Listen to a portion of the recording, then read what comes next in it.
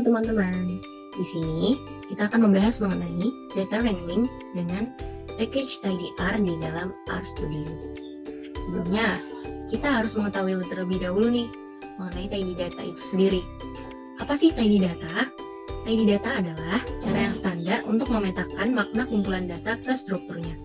Sekumpulan data ini dikatakan berantakan atau messy ataupun rapi atau tidy tergantung pada bagaimana baris, kolom, dan tabel dicocokkan dengan pengamatan, variabel, dan juga jenisnya. Kalau datanya ini rapi, 1. Setiap variabelnya akan membentuk kolom. 2. Setiap pengamatan akan membentuk baris. Dan yang ketiga, setiap jenis unit pengamatan akan membentuk tabel. Nah, data wrangling sendiri itu apa sih? Data wrangling adalah proses mengumpulkan, mengolah, menganalisis, dan merapikan data mentah sehingga dapat dibaca dengan mudah. Jadi simpelnya ya, data wrangling ini menjadikan data kita lebih tidy dan siap untuk diolah. Package dari tidyr ini kita ada beberapa nih, ini hanya 8 dari beberapa di antaranya. Di sini kita akan membahas mengenai package-package untuk merapikan data itu. Ada replace NA, fill, unite, separate, pivot longer, pivot wider, nest, dan unnest. Kita akan membahasnya satu persatu. Jadi yang pertama ada replace NA. Replace NA ini simpelnya adalah kita akan mengganti suatu NA nilai dengan satu nilai baru. Jika datanya adalah data frame, replace NA ini akan mengambil daftar nilai dengan satu nilai untuk setiap kolom yang memiliki NA nilai untuk diganti. Nah, jika datanya vektor, replace ini akan menggunakan nilai tunggal yang menggantikan NA nilai di dalam satu vektor tersebut. Sintaksnya secara umum sebagai berikut. Replace NA, dalam kurung data, replace, dan juga argumentasi tambahan lainnya. Kemudian kurung tutup. Nah, di sini ada data air quality. Yang mana kita ada 6 variabel di sini, yaitu ozone, solar air, wind, temp, month, and day. Di sini, di variabel ozone dan juga solar air, kita masih memiliki beberapa nilai NA nih. Yang mana di sini selanjutnya kita akan mempraktikkan bagaimana menggantinya dengan sintaks replace NA. Mari kita langsung ke sintaksnya. Tentunya kita juga harus menginstal package yang akan kita gunakan untuk pengolahan lainnya nih. Membantu kita dalam mengolah. Di sini kita menamai air quality tadi menjadi data. Kemudian kita install tidyr dan juga dplyr. Di sini saya menggunakan dua package ini. Di sini replace NA-nya kita akan mereplace tadi kan ada ozone dan juga solar air. Nah, kita akan mereplace ozone dengan nilai 0 dan juga solar air dengan nilai 100. Sintaksnya adalah data, kemudian kita akan mereplace-nya, yaitu berupa list ozone yang menjadi 0 dan juga solar air-nya menjadi 100. Nah, sudah kita dapati di sini, di bagian konsol kita bisa lihat semuanya di ozone dan juga solar air-nya tadi yang awalnya NA kita sudah lihat tidak ada lagi nilai NA. Atau kalau datanya, kita bisa menggunakan sintaksnya sebagai berikut. Kita replace satu persatu per variabelnya nih. Data, $ozone, kemudian di replace menggunakan nilai 0. Nah, sudah bisa kita lihat di sini. Nah, sudah terisi semuanya ya, tidak ada NA-nya. Kemudian, replace NA jika datanya ini satu keseluruhan variabelnya adalah 0 atau NA. Awalnya kita bentuk di sini, kita bisa lihat nih, di sini di flist ini ada 3 variabel yang mana variabel keduanya semuanya 0. Maka kita akan mereplace variabel kedua itu menjadi 1 sampai 5. Nah, sudah ter-replace menjadi tipenya sekarang semuanya integer. Dan yang satunya 1 sampai 5, variabel keduanya sampai 5, dan juga yang ketiganya 1 sampai 11. Nah, selanjutnya di sini kita ada syntax fill nih, yang mana juga fungsinya sebagai mengganti nilai NA dengan mengisi nilai yang hilang di kolom yang akan dipilih menggunakan entry berikutnya atau sebelumnya. Ini akan berguna untuk format output di mana nilai tidak diulang dan hanya direkam saat berubah saja. Jadi, kita akan menggantikan suatu nilai yang kosong dengan nilai di atasnya atau yang ada di bawahnya dengan sintaks sebagai berikut nih. Data, fill, dalam kolom data, argumen tambahan, direction-nya. Nah, kita akan menggunakan data air quality tadi. Seperti yang kita ketahui, datanya tadi memiliki solar air dan juga ozone yang masih memiliki nilai 0. Nah, di syntax field ini, defaults-nya akan mereplace nilai NA-nya menjadi dari atas ke bawah. Jadi, semisalnya nih, di sini tadi kan air quality pada record ke 25 sampai 27 kosong. Kemudian, recordnya yang nomor 24 ini bernilai 32 di ozone. Maka kita akan mereplace dengan tanpa mengisi nilai atau argumen direction, sehingga kita dapati dengan sintaks sebagai berikut: data, kemudian fill, kemudian variabelnya. Di sini kita tidak mendapati adanya nilai NA dengan catatan dari yang nilai kosong tadi di replace dengan nilai yang ada di atasnya, seperti ini. Bisa dilihat di konsol. Nah, kalau kita mengisinya mau dari bawah ke atas atau mengisinya dari nilai yang ada di bawahnya, kemudian untuk mengganti nilai yang ada di atasnya, mengganti nilai kosong di atasnya, kita harus mengisi directionnya nih. Seperti yang ada di sintaks berikut data, kita akan fill solar R dengan directionnya up. Nah, kita bisa lihat di sini tidak ada lagi nilai NA di dalam variabel solar R. Kita telah menggantikannya di sini dengan nilai yang ada di bawahnya. Seperti pada variabel nomor solar R nomor 12 ini. Kita mengganti nomor 11 dengan nomor 12. Nah, kita ada contoh lain di sini. Jika ada data yang bentuknya ini ada kosong di atas dan di bawahnya, tapi ada satu nilai di tengahnya. Nah, kita bisa menggunakan directionnya menjadi down up. Nah, telah kita lihat di sini awalnya kita kosong di 8, ini kan di atas di bawahnya kosong, di sini kita bisa gantikan dengan down up, lalu kita terisi 8 semua nih. Kemudian ada fungsi separate. Nah, di sini saya sudah mengimpor data yang akan digunakan untuk fungsi separate, DT2. DT2 ini terdiri dari kelas dan proporsi kelulusan mahasiswa di suatu mata kuliah untuk masing-masing kelas. Saya akan mengubah proporsi ini menjadi 2 kolom, yaitu kolom jumlah yang lulus dan kolom total mahasiswa. Sebelumnya saya akan menjelaskan sedikit tentang separate. Fungsi separate akan mengubah satu kolom menjadi beberapa kolom dengan memberi nama kolom yang akan diubah dan vektor nama kolom yang baru. Sintaksnya seperti ini. Data piping separate buka kurung, nama kolom yang akan diubah, koma, vektor nama kolom yang baru, kemudian tutup kurung. Kemudian kita akan membahasnya dengan cara yang pertama pasang package reverse, kemudian nama data piping separate buka kurung, nama kolom yang akan diubah, kemudian vektor dari nama kolom baru, kemudian kita runkan. Nah, hasilnya seperti ini. Nampak sudah beda dengan dari data awal.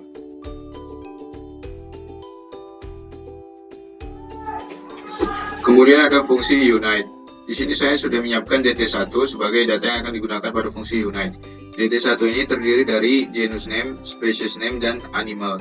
Saya akan menggabungkan genus name dan species name dari masing-masing animal untuk membentuk scientific name. Sebelumnya saya akan menjelaskan sedikit tentang fungsi unite. Fungsi unite akan menggabungkan beberapa kolom menjadi satu kolom dengan memberi nama kolom yang baru dan vektor dari kolom-kolom yang lama, serta memberi pemisah nama. Sintaksnya seperti ini. Data piping unite buka kurung, nama kolom yang baru, koma, vektor dari kolom-kolom yang akan digabungkan, koma, separator atau pemisah. Kemudian di sini kita akan menggabungkannya dengan cara nama data piping unite, nama kolom yang baru yaitu scientific name, vektor kolom yang akan digabung yaitu kolom genus name dan kolom species name. Kemudian separator atau pemisah, di sini saya hanya menggunakan spasi. Kemudian kita runkan. Nah, hasilnya seperti ini, sudah tergabung, berbeda dengan hasil dari yang awal. Selanjutnya, data yang ada pada tampilan saat ini adalah suatu data yang didapatkan dari hasil survei BPS terkait produksi perkebunan besar menurut tanaman dalam ton pada tahun 2016 sampai 2018. Dari data ini, jika ingin dilakukan suatu analisis lebih lanjut, maka harus dilakukanlah restrukturisasi pada data, sehingga data yang akan diolah sudah dalam struktur data yang tidy. Untuk itu, kita dapat menggunakan fungsi pivot longer pada package tidyr. Pivot longer berfungsi untuk pivoting data dari lebar ke panjang, atau bisa dikatakan bahwa pivot longer akan memperpanjang data, menambah jumlah baris dan mengurangi jumlah kolom dengan sintaks berikut. Jelasnya, mari kita langsung praktikkan cara penggunaan fungsi pivot longer di R. Langkah pertama yang dilakukan adalah import data, di mana data ini adalah data survei BPS yang tadi di awal sudah ditampilkan. Nah, data ini tampak memiliki struktur data yang untidy, karena variabel 2016, 2017, 2018 harusnya dapat diringkas menjadi variabel tahun, dan nilai-nilai yang tertera harusnya menjadi variabel tersendiri, yakni variabel produksi dalam ton, sesuai syarat tidy data. Jadi, digunakanlah fungsi pivot longer untuk mengambil data dari data underscore pivot, di mana pivoting dilakukan pada variabel yang bukan jenis tanaman atau variabel 2016, 2017, 2018, names to tahun dengan value produksi dalam ton.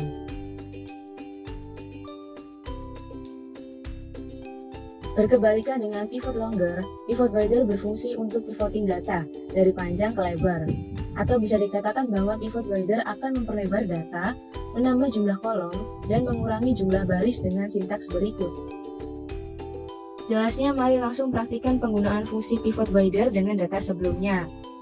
Data P_longer kan sudah tidy, lalu untuk mengubah struktur datanya kembali seperti semula, dapat dilakukan dengan fungsi pivot wider, di mana kolom-kolomnya akan diurai dari variabel tahun dan value-nya dari produksi dalam ton.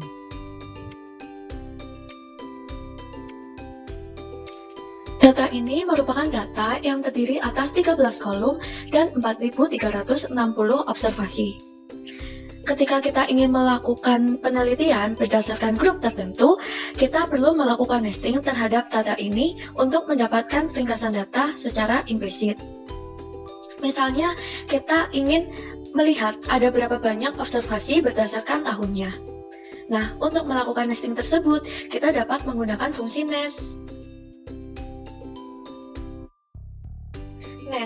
Nest mengonversi data yang dikelompokkan ke bentuk asalnya, di mana setiap grup menjadi satu baris yang berisi nested data frame. Nesting membuat daftar kolom sebuah data frame. Nesting secara implisit adalah operasi meringkas. Kita mendapatkan satu baris untuk setiap grup yang ditentukan oleh kolom yang tidak bersaran. Ini berguna dalam hubungannya dengan ringkasan lain yang bekerja dengan seluruh kumpulan data, terutama model. Sintaks dari nest adalah seperti berikut. Untuk lebih memahami fungsi nest, kita langsung saja mempraktikkan sintaksnya dengan menggunakan data sebelumnya.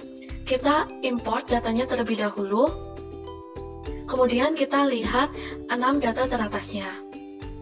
Lalu, kita pilih beberapa kolom yang akan kita lakukan nesting. Selanjutnya, kita lihat apakah ada missing value pada data tersebut. Dan ternyata masih ada missing value, sehingga missing value ini harus dihilangkan. Kita hilangkan, kemudian kita lihat untuk missing value data baru, di sini sudah tidak ada missing value-nya. Setelah itu, kita melakukan proses nesting. Kita dapat menggunakan fungsi piping dan group by. Kita kelompokkan menurut years di sini. Kemudian kita nest.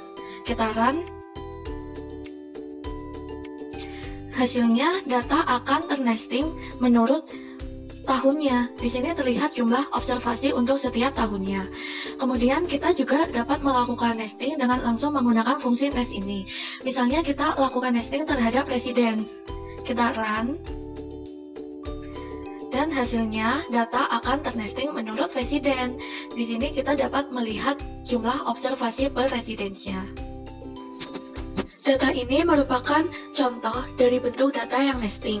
Terlihat pada baris kedua, di sini sel nama dan sel umurnya itu masih mengandung lebih dari satu nilai, sehingga data ini masuk ke dalam kategori data yang untidy.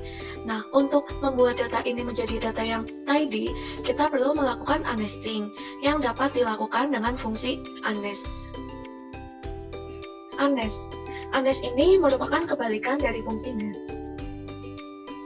Unnesting membuat ringkasan implisit dari sebuah data frame menjadi kembali ke kolom biasa. Sintaks dari unnest adalah seperti berikut. Untuk lebih memahami unnest, kita langsung saja mempraktikkan sintaksnya berdasarkan data sebelumnya. Pertama, kita membuat table dari data tersebut. Kita membuat table dengan 3 kolom dan 2 baris. Di sini menggunakan list supaya datanya itu ternesting, sehingga akan membentuk satu baris untuk 3 data ini. Kemudian kita juga membuat list pada umur, sehingga untuk masing-masing dari setiap nama akan ternesting. Kemudian kita lihat datanya. Datanya terlihat bahwa nama dan umur ini merupakan data yang nesting. Selanjutnya kita melakukan unnesting. Kita dapat melakukan unnesting terhadap nama untuk membuka nesting dari nama ini. Hasilnya adalah seperti berikut. Kemudian, kita juga dapat melakukan unnesting menurut nama dan umur. Sehingga untuk nama dan umur tidak dalam bentuk nesting lagi. Lalu kita juga dapat melakukan unnesting untuk nama dan kita dapat melakukan unnesting untuk umur. Nah, hasilnya data akan terurai sebagai berikut. Jadi, dari masing-masing nama ini akan mengandung 3 umur.